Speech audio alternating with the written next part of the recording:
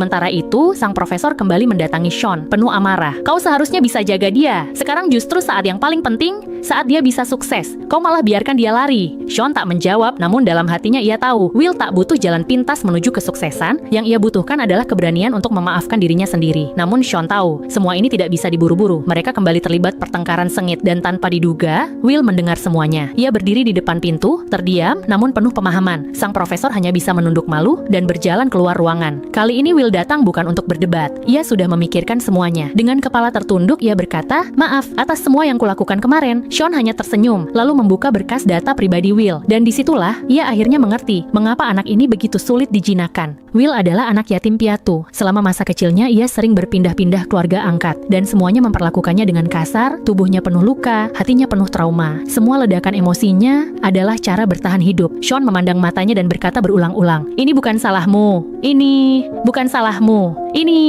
bukan salahmu." Tembok dalam hati Will pun runtuh. Untuk pertama kalinya dalam hidupnya, ia menangis sejadi-jadinya dalam pelukan seseorang. Menangis seperti anak kecil, karena akhirnya ada yang mengerti. Di hari ulang tahunnya yang ke-21, sahabat-sahabatnya menghadiahkan sebuah mobil tua. "Biar kau gampang ke tempat kerja," kata mereka. "Dan siapa tahu kau bisa pergi cari jati dirimu?" Will tertawa, "Ini mobil paling jelek yang pernah kulihat." Tapi ia tahu, itu adalah hadiah paling berharga dalam hidupnya. Di sisi lain, Sean pun menutup babak masa lalunya. Ia telah menyembuhkan Will dan juga menyembuhkan dirinya sendiri. Kini ia siap untuk hidup kembali. Ia mengemas koper dan memesan tiket perjalanan. Lanjut, part 9.